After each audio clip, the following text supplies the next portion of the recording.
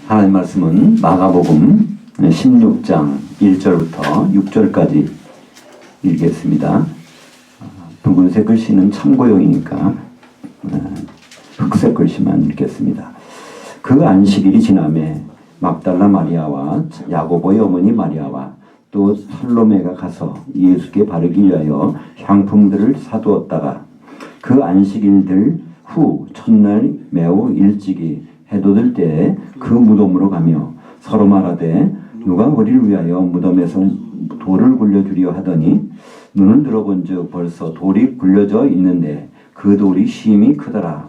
그 여자들이 무덤에 들어가서 흰 옷을 입은 한 청년이 우편에 앉은 것을 보고 놀라매 청년이 그 여자들에게 이르되 놀라지 말라. 너희가 십자가에 못 박히신 나사렛 예수를 찾는구나. 그가 살아나셨고 여기 계시지 아니하니라. 보라, 그를 두었던 것이니라. 오늘 말씀을 가지고 수요일 아침에 십자가, 토요일 저녁에 부활이라는 제목으로 은혜를 나누고자 합니다. 부활절, 다음 주일을 부활절로 지킵니다. 부활절 한 주 전을 종려주일이라고 이렇게 부르죠. 예수님 십자가에 달리시기 닷새 전에 예루살렘에 입성하실 때 군중들이 종려나무 가지를 가지고 흔들면서 호산나 이렇게 찬송한 데서 유래합니다.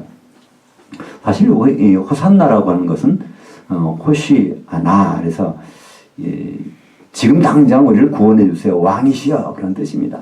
그러니까 예수님을 좀 오해한 거죠. 예수님이 지금 왕으로 오신 줄 알고 거기서 호산나를 불렀는데 사실 이 호산나 찬송은 주님이 재림하실 때 불러야 되는 찬송이었습니다. 요한복음 12장에 보면 예수님은 엿새 전에, 6월절 엿새 전에 베다니에 도착하십니다. 그러니까 엿새 전이면 유대인들은 하루 시작하는 것이 저녁 해질 무렵이니까 보통을 하면 저녁 6시경입니다. 우리는 하루가 바뀌는 것이 자정이죠. 밤 12시 돼야 하루가 바뀌는데 유대인들은 저녁 6시경이면 하루가 바뀌게 됩니다. 그러니까 예수님이 엿새 전에, 6월절 엿새 전에 베다니에 도착하셨고 그날 저녁에 잔치가 벌어졌는데 그때는 그러니까 6월절 닷새 전이 되는 것이죠. 6월절 닷새 전이면은 굉장히 중요한 행사가 벌어집니다. 원래 6월절이라고 하면 6월절 양을 잡는 것을 준비하는데 미리 그것을 6월절이라고 해서 아무거나 잡는 것이 아니라 출애굽기 12장에 보면 6월절이 이르면 닷새 전에, 닷새 전날에 그 6월절 양을 선택을 해서 그걸 4일 동안 집안에 들여놓고 흠이 있는지 없는지 그걸 해서 흠이 없는 그 어린 양을 이렇게 잡아서 드릴 때 그것이 우리 죄를 속한다. 그래서 그렇게 하는 순서상 바로 이 닷새 전부터 모든 일이 시작이 됐습니다.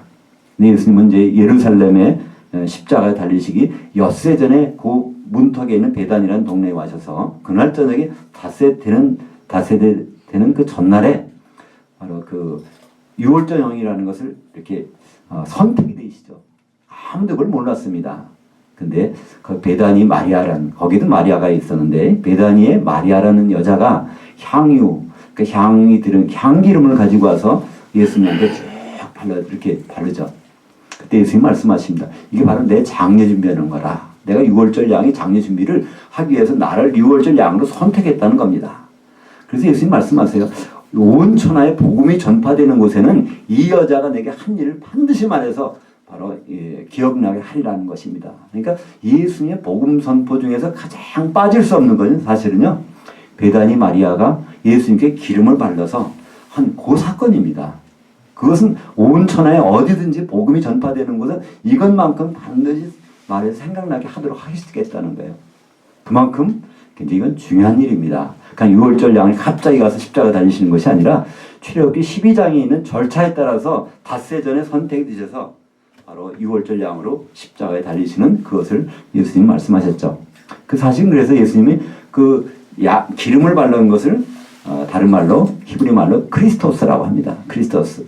이제 히브리 말로는 마시아흐라고 그러는데 거기서 메시아라는 말이 나왔죠. 그러니까 그분이 기름이 발려진 것이 사실은 거기에요. 그 전까지는요, 물론 성령으로 기름 부음 받으신 적은 있었지만 3년 반 전에 진짜 우리가 눈에 보이는 기름을 발라진 분은 바로 그 6월절 닷새 전에 베다니의 그 잔치집에서 그렇게 된 것입니다. 그리고 나서 이제 예루살렘에 입성을 하십니다. 그러니까 4일 동안 왔다 갔다 하시면서 낮에는 예루살렘에 가시고 거기서 잠은 안 주무시죠. 다시 베다니 왔다가 그러다가 이제 마지막 6월절 날 십자가에 달리시는데 그래서 그 4일 동안 점검하는 만약에 4일 동안 6월절 양을 점검해서 하자가 생기면 이거는 다 무효입니다. 제가 어렸을 때 그 병아리를 사다가 기른 적이 있는데요. 시장에 가서 병아리를 이제 한 10마리 정도 사옵니다. 그러면 거기서 살 고를 때 똘똘한 걸 골라요. 근데 이게 며칠 지나면요. 한 마리, 두 마리 죽어가다 나중에는 한 두세 마리밖에 안 남아요. 왜 그럴까 생각을 해봤습니다. 근데 지금 생각해보면 조금 이제 생각이 돼요. 아마 그때는 그 병아리를에다가 키우는 그 내다 파는 사람들이 무슨 각성제 같은 걸 주든지 영양제를 줬든지 많은 걸 해서 아마 준 것 같아요. 그러니까 몸에 좀 이상이 생기고 열이 나고 뭐 증상이 나도 그게 안 나도 건강한 것처럼. 근데 약효가 떨어지니까 아마 그렇게 된 것 같습니다. 그러니까 이제 하나님께 드리는 이 6월절 어린 양도 혹시나 겉으로 보기에는 괜찮은 것 같지만 속에 내장이 뭐 썩어간다든가 뭐 문제가 생기면요 안 되거든요. 그러니까 4일 동안 점검을 해가지고 그 점검에서 하자가 없는 것에다가 우리 모든 죄를 안수해서 전가시켜서 그걸 가지고 잡아야 우리 죄가 해결된다는 것이죠. 예수님은 바로 율법의 절차에 따라서 십자가에 달리시기 전에 4일 동안 누구한테 점검받습니까? 율법을 책임지는 사람들, 대제사장들과 서기관들에게 다 질문받고 대답하고 해서 하나도 흠이 안 생긴다는 것이 빌라도 법정에서 선언되지 않았습니까? 그래서 그 십자가에 달리시니까 예수님이 달리신 것은 바로 그분 죄가 하나도 없고 우리 죄가 거기 달렸다는 것을 성경은 우리에게 말씀해주고 있습니다. 이 절차 가운데서 나온 것이 바로 예수님 때가 바로 이렇게 점검받아야 되는 어린 양이다. 그러니까 예루살렘에 입성하시는 것은요 점검을 받으러 가시는 것입니다. 우리가 보통 사도신경을 이렇게 신앙 고백을 드릴 때 본디오 빌라도에게 고난을 받으사 십자가에 못 박아 죽으시고 이건 잘못된 겁니다. 예수님은 십자가 달리시기 전에 3번 말씀하십니다. 내가 예루살렘에 가서 고난을 받고 누구에게요? 장로들, 곧 대제사장들, 서기관들에게 고난을 받고 죽임을 당하고 3일 후에 부활하리라. 이걸 3번 말씀하신 다음에 가서 그대로 한 것이거든요. 그렇기 때문에 우리 신앙 고백도 똑같이 본디오 빌라도가 들어갈 자리가 아닙니다. 거기에 장로들, 곧 대제사장들과 서기관들에게 고난을 받고 율법을 책임지는 사람들한테 율법으로 점검을 다 돼서 율법에 하자가 없으시는 것을 인정을 받고 그리고 나서 이제 십자가에 달리시는데 그것이 바로 이제 예루살렘에 가는 행차가 그런 행차였습니다. 근데 사람들은 그것이 바로 왕인 줄 알고 호산나 호시아 아나 그 나라는 단어는 영어로 하면 right now라는 단어입니다. 호시아 그는 구원하세요. 구원해 주세요. 지금 당장 구원해 주세요. 왕이시여 그런 뜻인데 사실은 예수님은 그게 아니라는 걸 선언하고 하셨지 않습니까? 왜 왕이라면 백마를 타고 하셔야 되는데 사실 백마 타고 오시거든요. 요한계시록 19장에 보면요. 예수님 왕으로 오시는 백마 타고 오십니다. 근데 그때 예루살렘 입성할 때는요. 백마 안 타세요. 나귀 새끼 타고 하신다. 나는 지금 왕이 아니야 선언하고 가는데 사람들은 왕이시여 왕이 호산나 하고서 했던 것이죠. 날이 종려주일이라고 하지만요. 사실은 날짜를 따져보면 종려 금요일입니다. 왜냐하면 예수님은 이 모든 것을 율법에 따라서 그걸 완전케 하려고 오셨다고 말씀하셨죠. 마태복음 5장 17절에 보면 내가 율법을 폐하러 온 것이 아니라 율법을 완전하게 하려 왔노라. 그것은 이제 흠덕역 번역은 조금 더 잘 번역이 된 것 같습니다. 율법을 성취하러 왔다는 겁니다. 6월절 양 잡을 때 이렇게 잡지? 그럼 내가 그렇게 할 거야. 그 다음에 거기 무교절날 누룩 없는 떡을 이렇게 나눠 먹지? 내가 바로 누룩 없는 떡. 세상의 교훈이 아니라 바로 이 복음을 내가 선포할 거야. 그 다음에 초복절날 천인사 가지고 흔들지? 그거 내가 그날 흔들릴 거야. 이 모든 것들을 예수님은 직접 다 이루시겠다는 것이 아닙니까? 마태복음 5장 18절에는 이 천지가 없어지기 전에는 율법의 1.1획도 다 이루어지리라. 그 율법이 1.1획을 다 이룬다는 건요. 우리가 율법대로 살아라는 뜻이 아니잖아요. 예수님이 그것을 다 만족시키고 그 절차에 따라서 이제 십자가에서 달리셨을 때 주님은 거기서 달리시고 마지막 하신 말씀이 뭐죠? 다 이루어졌도다. 그러니까 예수님 오신 목적이 다 이루어진 건 십자가에서 다 이루어졌도다. 그리고서 그건 이제 운명하시게 됩니다. 그러니까 예수님은요, 오시는 것도 성경에 기록된 대로 오셨고 십자가 달리시는 모든 절차도 성경대로 하셨기 때문에 우리가 생각하는 금요일날 예수님이 십자가에 달리시고 그 다음에 주일날 새벽에 부활하셨다, 이렇게 될 수가 없는 일입니다. 왜 그럴까요? 예수님은 말씀하셨죠. 모든 성경이 바로 나에 대해서 증거하는 것이니라. 요한복음 5장 39절 말씀하셨어요. 그러시면서 너희들이 표적을 구하지만 내가 보여줄 표적은 딱 하나밖에 없어. 그게 뭐라고 그랬죠? 요나가 3일 낮 3일 밤 동안 72시간 동안에 물고기 뱃속에 하여튼 그 어떤 죽음 상태에 들어있던 것처럼 나도 반드시 72시간 그렇게다가 나올 것이다, 이 말씀합니다. 그러면 부활하실 때까지 72시간이 걸린다는 거예요. 근데 부활은 언제 하실까요? 레위기 23장에 보면 처음 곡식이 흔드는 날은 언제 흔드냐면 그 무교절 기간 중에 바로 안식일 다음 날에 이게 흔들겠다는 거거든요. 그러면 안식일, 우리가 보통 안식일 하면 토요일 하지만 정확히 말하면 금요일 날 저녁부터 토요일 저녁까지가 그것이 안식일입니다. 그럼 토요일 날 저녁부터는 안식일 다음 날로 들어가는 겁니다. 그러니까 토요일 날 오후에 그때 천일삭을 흔드는데 예수님이 그때 부활하시겠다는 거예요. 그럼 예수님이 토요일 날 저녁에 부활하신다면 3일 동안 되는 날은 언제겠습니까? 바로 수요일 저녁부터 시작해서 만 72시간 되는 날은 바로 토요일 날 저녁이 될 것입니다. 그래서 예수님은요, 수요일 날 저녁에 무덤에 들어가셔야 됩니다. 그러면 언제 십자가에 달리실까요? 그러니까 수요일 날 오전 9시에 달리셔서 오후 3시까지 6시간 동안 십자가 달리시고, 오후 3시부터 이제 3시간 정도 지나면은 날짜가 바뀌죠. 그기 전에 부랴부랴 안식일날 시체에 손을 못 대니까 빌라도한테 사정해서 거기서 예수님 시체를 내려가지고 묻는 장면이 기록이 되고 있습니다. 바로 오늘 보니까요, 마태복음 16장에 보니까 안식일이 2번 나옵니다. 우리말 번역이 그냥 안식일이라고 했지만요, 앞에 나온 안식일은 그 안식일 하면서 단수입니다.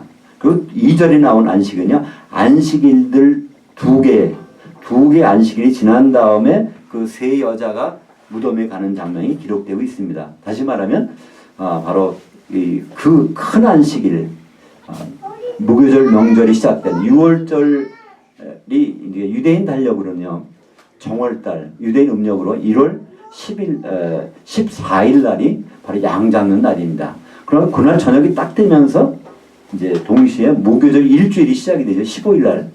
그러니까 14일과 15일이 거의 그 만나는 시점에서 예수님은 무덤에 들어가신 것이죠. 그때부터 그날 십자가에 달리신 그날 저녁부터 사실 안식일인데 명절 첫날은 큰 안식이라고 합니다. 그래서 큰 안식일 날 거기서 이 세 여자가 그걸 보고 있다가 이제 원래 이 사람들은 갈릴리에서 왔거든요. 예수님이 죽으신다고 하면서 갈릴리부터 계속 말씀하셨어요. 따라온 사람들이에요. 근데 그들은 그걸 믿지 않았거든요. 만약에 예수님이 죽으신다고 알면 그 향을 준비하고 왔을 것입니다. 그들은 향 준비 안 했어요. 예수님이 돌아가시니까 아차 싶어가지고 향을 준비해야 되는데, 이제 예수님이 돌아가시고 그날 저녁부터 24시간은 이제 가게가 문을 안 열잖아요. 큰 안식일이니까. 근데 그걸 기다렸다. 오늘 말씀 보니까 1절에 그 안식일이 지나매. 그래서 24시간이 지난 겁니다. 막달라 마리아와 야고보의 어머니 마리아와 또 살로메가 가서 이제 시장에 갔다는 얘기죠. 예수께 바르기 위하여 향품을 사다 두었다가 그걸 사다 두었는데 바로 그 다음날에 정규 안식일, 일주일에 한 번씩 들어오는 정규 안식이 들어오니까 그때 기다렸다가 그거 끝나자마자 바로 밤에는 못 가고, 그날 토요일날 가야 되는데 토요일날 밤에 못 가고 이른 새벽에 거기 가봤더니 이미 예수님은 거기 안 계시다는 거예요. 왜 그럴까요? 바로 토요일날 저녁에 예수님은 무덤에서 나오셨기 때문에 예수님이 72시간 더 계실 필요가 없잖아요. 그 전에도 안 되고 후에도 안 됩니다. 왜냐하면 예수님이 직접 그런 말씀하셨어요. 요나가 한 것처럼 나도 그렇게 할 거거든. 그럼 72시간 동안에 이따 나올 거야. 그러니까 무덤에 들어가서 72시간 되는 그 시간은 토요일날 저녁이라는 것이죠. 그때 예수님은 미리 나와 있었던 것입니다. 바로 우리가 생각하는 바로 안식일 다음 날 주일날 새벽에 갔더니 이른 성경에 보니까 이른 새벽이라고 그랬어요. 보통 새벽 하면 한 5시, 6시 될 것입니다. 근데 아마 서너 시경에 한 것 같아요. 그랬더니 이미 거기는 예수님은 안 계셨다는 것이죠. 이와 같이 바로 이 모든 안식일들과 이 절기들은 예수님의 죽음과 부활에 대해서 관련되는 것들을 여기서 볼 수 있습니다. 구약에는 모든 절기와 안식일은 사실 다 그림자라고 그러죠. 골로새서 2장 16절과 17절에 보면 뭐 절기와 안식일 이것들은 다 그림자요. 바로 몸은 그리스도의 것이니라. 실체는 바로 예수님이라는 거예요. 모든 그림자는 실체가 있기 때문에 생깁니다. 이 컵도 여기 보면 그림자가 생겨요. 왜 그럴까요? 실체가 있기 때문에. 6월절 출애굽기 12장에는 6월절 양 잡아서 드리는 모든 것은 그림자라는 거예요. 그 실체는 예수님이 와서 하시겠다는 것입니다. 그 모든 실체들 그걸 하나하나 이루어 가시는데 6월절 1월 14일 날 낮에 십자가에 달리시고 그 다음에 이제 그 무교절은 일주일간인데요. 일주일간에는 무교병을 나눠 먹는 날입니다. 이 무교병이라는 것은요, 누룩이 없는 떡이죠. 누룩이 없는 떡이 무엇이 누룩이 없는 떡일까요? 예수님은 마태복음 16장에 보면 이제 제자들 같이 왔다가 거기서 말씀하십니다. 그 떡에 대해서 말씀하시니까 우리가 떡을 안 갖고서 그러나? 그때 예수님 그랬죠. 그러니까 누룩을 조심하라. 바리새인과 사두개인이 누룩을 조심하라 그랬더니 제자들은 그 생각을 못하는 거야. 우리가 떡을 갖고 와야 되는 점심을 먹을 수 있는데 그거 안 갖고 와서 그러나? 그때 예수님이 거기에 말씀하십니다. 그 떡 얘기하는 것이 아니야. 바리새인과 사두개인의 그 교훈을, 세상 교훈을 조심하라는 것이죠. 그러니까 세상적인 교훈들은 다 누룩이 묻어 있다는 것입니다. 이 세상은 다 누룩에 비례하죠. 왜 그럴까요? 누룩이 나빠서 그럴까요? 그렇지 않습니다. 성경에는 누룩이 들어가는 거는요, 부푸른 거예요. 편리한 겁니다. 우리가 떡이나 빵을 누룩이 안 들어간 걸 먹어보세요. 이게 얼마나 힘든가. 근데 누룩이 한번 들어가면요, 얼마나 먹기 좋은지 몰라요. 그러니까 세상적인 영향력이 들어간 것은 전부가 다 누룩이 들어간 것입니다.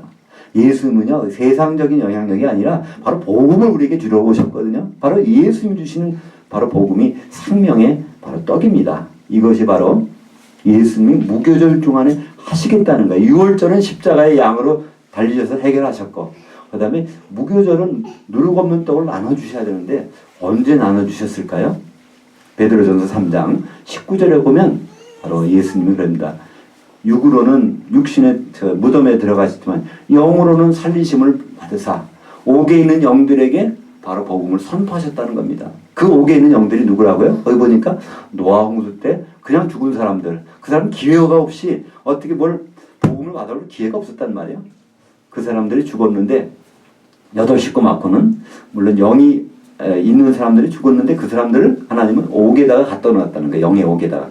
거기 가서 바로 이 누룩 없는 무교병을 선포하셨죠. 그러니까 무교절이라는 그 절기도요, 지금 우리는 지낼 필요도 없어요. 예수님이 완성하셨거든요. 6월절도 지낼 필요가 없고 무교절도 지낼 필요가 없습니다. 그러면 그때 또 하나 레위기 23장에 보면 그 무교절 기간 동안에 안식일이 들어오는데 그때 안식일은 정규 안식일입니다. 명절 때 들어오는 큰 안식일이 아니라 일주일에 한 번씩 들어오는 정규 안식일이 들어오면 그 안식일 끝나는 날에 처음 나온 곡식을 갖다가 요제로 드리라는 겁니다. 요제라는 것은요, 흔들어 드리는 거야. 하나님 앞에 가서 앞뒤로 흔드는 겁니다. 이건 무슨 뜻일까요? 살아났다는 것입니다. 부활을 뜻하는 것이죠. 이것이 바로 보린 이삭이 패여서 처음 이게 나오면 그것이 이제 1월 이제 14일, 15일이 지나서 안식일 나올 때니까 우리 달력으로 하면 아마 4월 정도 될 겁니다. 그 지금으로 하면 부활절을 지키는 거거든요. 부활절 때쯤이면 거기에 보린 이삭이 패였는데 그걸 갖고 흔드는 절기. 우리말은 그냥 절기명은 없어요. 근데 제가 그냥 이름 붙여본다면 초곡절이라고 하는 것이 어떨까 생각이 듭니다. 처음 곡식이니까 그걸 흔드는 것이 나옵니다. 그럼 그때 흔드는 거예요. 예수님은 그래서 초곡절도 다 완성하셨습니다. 그러니까 레위기에 나오는 세 가지 절기 예수님은 다 완성하셔서 지금은 유월절 지킬 필요도 없고 목요절 지킬 필요도 없고 초곡절 지킬 필요도 없습니다. 그리고 나서 초곡절로부터 50일째 되는 날, 그러니까 49일 지나서 그걸 구약에서는 칠칠절이라고 그러죠. 맥추절 칠칠절을 하는데 50일째 되는 날을 오순절이라고 신약에서는 말하고 있습니다. 오순절 때는요, 떡 2개를 만들어 드려야 됩니다. 거기는 누룩도 집어넣어야 돼요. 하나님께 떡 2덩이를 만들어서 드립니다. 우리는 보통 그래요. 어떤 성도님들이 이제 신앙생활 잘하면 알곡이다 그래요. 알곡 신자라 그래요. 근데요, 오순절 때 드리는 건 알곡이 드리는 것이 아닙니다. 하나님은 우리를 알곡으로 원치 않으세요. 떡으로 드리는 걸 원하십니다. 그래서 오순절 때는 알곡 드리는 것이 아니라 알곡은 예수님으로 충분해요. 바로 우리에게는 떡을 2개 드리게 하는데 그 떡 2덩어리가 오순절에 생긴 것입니다. 오순절날의 이름에 바로 오전에 그 사도들한테 성령이 임해서 그들이 모두 다 성령이 임했다고 그랬어요. 그래서 다 방언을 말하고 그들이 한 몸 된 사건이 벌어집니다. 사실은요, 방언을 해보신 분들은 알겠지만 방언하는 순간은요 자기 생각이 없어져요. 그죠? 그러다 보니까 이게 한 몸이 돼버리는 거예요. 성령 가운데서 하나 되는 표시가 거기서 나타나게 되는 것입니다. 방언해야 되느냐 말아야 되느냐, 방언 안 하면 믿음이 없느냐, 그걸 떠나서요, 바로 방언하는 것은 그들이 그 순간에 한 몸 됐다는 증거입니다. 에베소서 2장 20절에 보면 너희는 고린도 교회는, 에베소 교회는 바로 사도들이 터 위에 세워진 것, 교회가 사도들이 터 위에 세워졌다고 그러는데 바로 그날 사도들이 한 덩어리 떡이 돼서 그 기초석을 이루고 있고, 그날 저녁에 오후에 베드로가 설교하는데 3,000명이 세례를 받았다고 했습니다. 근데 그 세례가 무슨 세례일까요? 3,000명이 세례를 받았어요. 우리는 보통 물세례라고 생각하기 쉽지만 예수님은 물세례를 약속한 적이 없습니다. 너희는 몇 날이 못되어서 성령으로 세례를 받으리라. 바로 그 수많은 무리가 거기에 모였는데 우리는 오순절날 마가다락방에 성령 내렸다고 생각합니다. 성경에 그런 기사가 없습니다. 신기하죠? 오순절을 마가다락방에 성령이 내렸다고 알고 있는데 그게 아니라니까요. 누가복음, 그러니까 사도행전과 누가복음은 같은 사람이 기록했죠? 누가복음 마지막에 보면 누가복음 43장 24장 53절에 보면 이 사도들이 예수님 보내놓고 나서 예루살렘 성전에서 날마다 찬송하더라. 날마다 성전에서 찬송했다는 거예요. 근데 그들이 사도행전에 보면 성전에 가다가 들린 적이 있습니다. 마가다락방에 들려가지고 거기서 모여서 한 사도가 우리가 12명이 되는데 하나가 없네? 그래서 그들이 기도해서 한 사람을 마띠아라는 사람을 뽑아 데리고 가서 바로 열흘 동안 예루살렘 성전에 기도하는데 거기 기도라는 말도 없습니다. 거기 찬송했다고 나왔어요. 그때는 성령이 임하시는 장면이 나오죠. 그 말씀을 들은 사람들이 오순절날 수십만 명이 모였을 거 아닙니까? 예루살렘에. 그 말씀을 받아들이는 사람들이, 거기 올라오면 들음에 받아들이는 사람들이 세례를 받음에 성령에 잠겨짐에 그들의 숫자가 3,000명이라는 것이죠. 그러니까 사도들이 한 덩어리 떡이 되고 그 후에 성도들이 한 덩어리 떡이 돼서 처음으로 교회가 시작된 날이 오순절 날입니다. 그래서 지금은 오순절 날에 떡 2개 만들어 하나님 앞에 이렇게 흔들 필요가 없어요. 우리는 이미 그 교회를 이렇게 모여서 하나님 앞에 나타나는 것이 지금 그것이 오순절, 지금 날마다 우리는 예배 때마다 오순절 드리는 것입니다. 그렇잖아요? 우리가 사도들의 말씀을 근거로 해서 모여가지고 성도들이 한 몸을 이루어서 나타나는 것, 그 떡 2덩어리가 항상 있는 거잖아요. 그것이 우리는 오순절입니다. 그러니까 이스라엘의 절기는 크게 7개가 있는데요. 그러니까 유월절, 무교절, 그다음에 초곡절, 이거는 한꺼번에 해서 이루어졌고, 그다음에 열흘 지난 다음에 오순절날 40일이 지난 다음에 50일째 되는 날 오순절이 또 이루어졌습니다. 그 다음 나오는 절기가 나팔절입니다. 유대인 달력으로 7월 1일 날이에요. 그때 나팔에 불면 바로 그 다음 일어나는 것이 대속죄일과 장막절 연결되는 나팔입니다. 그 나팔절이 사실은 안 이루어졌어요. 우리가 지금 예수님이 금요일 날 죽으셨느냐, 뭐 부활을 언제 했느냐, 사실 이게 중요한 것이 아닙니다. 예수님은 율법에 기록된 대로를 이루셔 왔고, 그렇기 때문에 앞으로 오실 것도 그렇게 된다는 그 생각에서 우리는 성경을 그대로 보기를 원하는 것이죠. 그게 아니라면요, 그냥 하나님을 찬양하는데 뭐 금요일 날 죽으시면 어떠시고 수요일 날 돌아가시면 어떠시고 그 문제가 되지 않느냐 이렇게 생각할 수도 있어요. 근데 어떤 하나님이 우리 하나님이라는 알기 위해서는요, 율법의 1.1개도 그걸 다 이루시고 오신다는 그것을 알기 때문에 우리는 수요일 아침에 십자가에 달리셔서 수요일 날 저녁에 무덤에 들어가신 주님, 3일 후에 토요일 저녁에 부활하신 주님, 이 모든 율법에 있는 내용들을 다 지키신 주님이 오순절날은 또 그런 일을 행하셨고, 또 앞으로 마지막 나팔이 울릴 때 우리에게 나타나실 그것을 기억하기 때문에 이것을 따지지 않을 수가 없는 것입니다. 사실 그래서 예수님의 뭐 절기의 6월절부터 6월절 어린 양으로 구이도 하시는 것은 그 효력이 지금까지 쭉 있어요. 그 요한계시를 보면요, 거기에 많이 나오는 단어 중에 하나가 어린 양이라는 단어가 많이 나옵니다. 고린도전서 5장 7절에 보면 예수님 우리 6월절 어린 양이라는 거예요. 그 어린 양이라는 그 명칭이, 그러니까 예수님이 대표적인 별명입니다. 요한계시록에는요, 어린 양이라는 단어가 몇 번이나 나올까요? 제가 이렇게 일일이 세우진 않고, 제가 이제 이렇게 그걸 몇 번 단어가 나오는가, 그걸 알 수 있는 데가 있어요. 그건 누구나 하실 수 있는 건데, 딱 근데 28번이 나와요. 요한계시록에 22장이 있는데 28번이 예수님이 어린 양이라는 거예요. 그분이 오시고 그분이 혼인잔치에 들어가시고 그분이 신부를 맞으시고 다 기준이 어린 양, 어린 양, 어린 양이에요. 바로 6월절날, 그 6월절날 십자가에 달리신 그 어린 양이 성경 전체의 주제인데, 그 어린 양이 오시는 것을 신호탄으로 알려주는 날이 나팔절이라는 거예요. 유대인 달력으로는 음력 7월 1일, 우리 달력으로 따진다면 한 9월 내지 10월 정도가 될 것입니다. 이제 다가올 나팔절, 요한계시록 11장 15절에 보니까 일곱째 천사가 나팔을 불며 하늘에 큰 음성들이 나서 이르되 세상 나라가 우리 주와 그의 그리스도의 나라가 되어, 하나님 나라가 아닙니다. 그리스도의 나라, 천년왕국이죠. 되어 그가 세세토록 왕노릇 하시리로다. 이 세세토록이라는 단어는요, 그거는 천년을 의미합니다. 바로 천년왕국은 이제 마지막 나팔과 더불어 시작이 됩니다. 이제 마지막 나팔이 불리게 되면요, 7개의 재앙이 쏟아지는데, 7개의 재앙이, 마지막 재앙이 바로 공중에 쏟아지게 됩니다. 이 지금 공중권세 잡은 데가 있어요. 공중에 누가 있단 말입니다.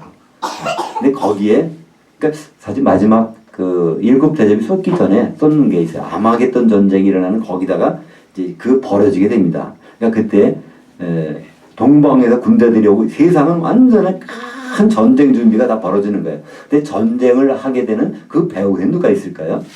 물론 사람이 있을 수 있습니다. 그러나 사람 배후에 있는 존재가 있었단 말이죠. 그것이 공중권세 잡은 자겠죠. 전쟁 준비는 다 해놨는데, 요한계시록에 보시면요, 아마겟돈 전쟁이 일어났다는 그건 없어요. 거기 가서 준비는 다 됐는데 왜 그럴까요? 전쟁하는 그 순간에 공중에 7번째 대적을 쏟아버리니까 그때 사령부가 끝나버린 것입니다. 전쟁하는데 사령부가 불타버렸어. 그 전쟁 되겠습니까? 요한계시록 20장에 보면 예수님 재림하셔서 쇠사슬과 무적행 열쇠를 가지고 와서 결박해서 집어넣어 버리는 거예요. 그러니까 사령관이 무적행에 들어가는데 그 전쟁은 거기서 끝납니다. 그리고 나서 주님이 공중에서 우리를 영접하신다는, 똑같은 공중입니다. 단어 보면. 물론 개역 성경에는 하나는 공기라고, 공기에도 쏟는다고 그랬는데 그건 공기가 아니겠죠. 그것이 혼인잔치가 되고 거기에 그리스도의 심판대가 되고 거기에서 우리는 다 올라가서 그리스도의 심판대에 통과하는 사람들이 혼인잔치에 들어가게 됩니다. 사랑하는 여러분, 만약에 이 모든 것들을 우리는 그 알파고에게 물어본다면, 알파고라는 게 다른 게 아니지 않습니까? 모든 입력 데이터를 다 가지고 한꺼번에 연산할 수 있는 그 능력이 있는 거예요. 그것도 물론 인간이 줬지만 우리는 인간이 만든 알파고니까 두려울 것이 없다고 생각을 해요. 그러나 어떤 사람에 의해서 알파고가 이게 이용되냐에 따라서 우리는 두려운 존재가 될 수도 있습니다. 우리는 지금 눈에 보이는 것만 생각하는 것이 아니라 눈에 안 보이는 공중권세 잡은 자가 앞으로 행사하는 그 기간들이 분명히 온다는 것입니다. 이 수요일날 십자가 달리시고 수요일날 저녁에 무덤에 들어가셨느냐, 그리고 토요일날 부활하셨냐, 그거는요 논쟁의 대상이 더 이상 안 됩니다. 왜 그럴까요? 요즘에는요 이 성경도 그렇지만 원어 성경도 컴퓨터 속에 다 들어가서 원하는 거 다 집어넣으면 착착 나와요. 아, 금요일날 돌아가셨는데 이거 이상하다, 뭐 이거 따질 필요도 없습니다. 그건 명백합니다. 우리는 어디에 또 신경을 써야 될까요? 예수님이 나팔절, 그 마지막 나팔 때 더불어서 예수님 오시는 일들이 행해지고 오신다고 그랬는데 거기에 우리는 어떤 준비를 해야 될까? 우리는 거기에 더 관심을 가져야 될 것입니다. 바로 하나님의 알파고를 보면요, 한 수 한 수, 이세돌이 그 앞에 볼 때 얼마나 그거에 대해서 신경을 쓰는지 몰라요. 한 수 돌 때마다 알파고는 한 1분 30초 정도 되면 떡떡 뜨는데 이세돌이 선수가 그걸 들 때 보면 어떤 때는 빨리 들지만 어떤 때는 20분 30분 장구할 때도 있더라고요. 이게 어떤 걸 들지 모르는 거예요. 사실 우리는 이제 하나님의 신의 한 수를 알잖아요. 하나님의 신의 한 수는요 6월절도 지났고 그거 다 지났어요. 무교절, 초곡절, 오순절, 다음 수는 바로 나팔절입니다. 그 나팔절의 신의 한 수가 떨어질 때 우리는 거기에서 응수를 해야 돼요. 가장 좋은 수, 어떤 수일까? 거기에 따라서 우리는 그 다음에 하나님의 장막에 들어갈 수 있는지 없는지 결정이 될 것입니다. 왜냐하면 하나님은 율법의 일적 이렘도 다 이루시고 오시겠다고 마태복음 5장 18절에 말씀하셨기 때문입니다. 나팔절에 어린 양이신 예수님, 그분의 말씀, 결론이 뭡니까? 성경의 결론은 요한계시록이죠. 요한계시록은 22장까지 있습니다. 22장이 특별히 반복되는 절이 있어요. 22장 7절과 12절과 20절에 보면 내가 속히 오리라, 내가 속히 오리라, 진실로 내가 속히 오리라. 어떻게 해요? 마지막 나팔이 불릴 때 그분이 오신다는 것을, 그분의 응수를 우리는 미리 알고 있어요. 그분이 어떤 걸 수를 둘지. 그럼 우리는 거기에 맞춰가지고 준비해야 될 것이 있다는 것이죠. 그때 우리는 그리스도의 심판대 앞에 설 것입니다. 성경에는 두 개의 심판대를 우리에게 말씀하고 있죠. 그리스도의 심판대와 백보자 심판대입니다. 그리스도의 심판대는 누가 가죠? 고린도후서 5장 10절에 보면 바로 우리가 다 그리스도의 심판대에 다 쓴다고 되어 있어요. 그래서 선악간에 그 몸으로 행한 바를 따라 받으려 함이라 되어 있습니다. 그 몸이 뭘까요? 바로 그리스도의 몸, 교회. 그분의 신부인 교회. 우리가 거기에서 어떤 역할을 했냐에 따라 선한 역할을 했느냐, 악한 역할을 했느냐, 그거에 따라서 하나님은 그리스도께서 심판하시겠다는 겁니다. 이거는 지옥 가는 얘기가 아닙니다. 우리 공중에 다 올라가면 우리가 다 그런 일을 당한다는 거야. 거기서 혼인잔치에 들어가느냐, 그렇지 않고 바다에 빠뜨렸다가 나중에 천년 지난 다음에 바다에서 죽은 자들을 내어주매 백보자 심판 앞에서 생명책에 이름이 있어서 겨우 구원을 받느냐. 그것은 바로 어린 양의 신부가 될 교회에서 우리가 지금 하고 있는 일, 그것이 결과가 말해줄 것입니다. 수요일 아침에 9시에 십자가 달리시고 3시에 운명하시고 6시에 무덤에 들어가셨던 주님, 3일 후에 토요일 저녁에 부활하신 주님, 모든 것을 통해서 오순절에 성령을 보내주시고 우리를 그분의 몸인 교회로 만들어주신 주님, 이제 우리에게 요구하시는 것이 있습니다. 그것은 우리에게 불편하게 우리를 만들려고 하는 것이 아니죠. 우리를 혼인잔치에 들어가서 왕같은 제사장으로서 같이 그분의 동업자로서 같이 있게 하실 그런 일들을 우리 보고 준비하라는 것입니다. 지금 전방 아니라도 후방에도 있겠지만요. 지금 우리나라는 군인이 한 60만 명 정도 되겠죠. 그 군인들은 있어요. 우리가 보기에는 그들이 축만 반만 축내는 것 같아요. 지금 그죠? 그런 전쟁이 없으니까 노는 것 같잖아요. 그러나 우리는 그들이 논다고 생각하지 않는 이유가 있습니다. 전쟁이 있을 수 있다는 걸 분명히 알기 때문에 우리는 그들을 잘 대접할 필요가 있잖아요. 마찬가지예요. 우리가 지금은 하나님이 제사장들이라고 하는데 지금 놀고 있는 것 같아요. 우리는 천년왕국이 되면요, 바로 요한계시록 20장 6절에 보면 이 첫째 부활에 참여한 자들은 복이 있도다. 그들이 바로 하나님과 그리스도의 제사장들이 되어 천년 동안 왕노릇 하리로다. 우리가 할 일이 거기 있단 말이에요. 그러니까 구약의 제사장은요, 성막에 들어가서 성수에 들어가는 사람이 제사장들입니다. 성막에는 누구나 들어갈 수 있어요. 성막에 들어가서 번제단도 있고 물두멍도 있고 거기서 많은 것을 할 수 있습니다. 하나님 안에서, 하나님 나라 안에서 할 수 있어요. 그러나 성소에 들어가는 것만큼은 제사장들만 들어갑니다. 신약 성경에서는요, 성도들을 제사장이라고 말씀하고 있죠. 우리 제사장들은 누굴 만날 사람들이냐면 바로 대제사장을 만나서 같이 하나님의 거룩한 제사 안에서 지낼 분들입니다. 수요일 아침에 십자가, 토요일 저녁에 부활, 우리는 이것을 넘어서야 됩니다. 기도하겠습니다.